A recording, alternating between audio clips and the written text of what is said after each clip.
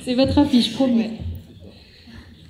On est parti du constat qu'il y avait assez peu d'infrastructures en ville et à l'hôpital en faveur des mobilités douces, mais qu'il y avait quand même des aides financières qui existaient, même si elles sont assez peu connues.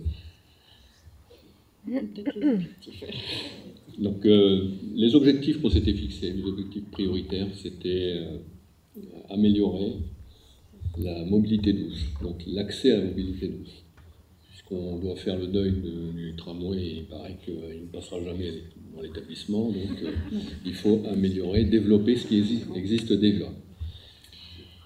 Et donc en termes d'action, il y a une action qui est ressortie régulièrement, c'est celle de faire du lobbying auprès des pouvoirs publics, à la fois pour jouer sur les infrastructures, sur les horaires des transports en commun qui existent et sur les aménagements cyclables. Donc rencontrer les pouvoirs publics, de la communication qui est très importante pour communiquer sur tout ce qui existe déjà, la plateforme covoiturage, les aides financières, etc.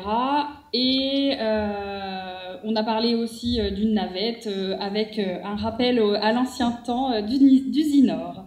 Oui. Alors on s'est rendu compte qu'en fait très peu de gens utilisaient les dispositifs financiers qui existaient pour inciter à la mobilité douce. Il n'y a que moins de 10%, enfin apparemment, des agents hospitaliers qui ont demandé les aides à la mobilité douce. Donc on part d'assez loin, donc on s'est dit que l'objectif c'était d'améliorer, que ça ne serait pas trop compliqué, dans un premier temps, de faire mieux que ce qu'on fait aujourd'hui.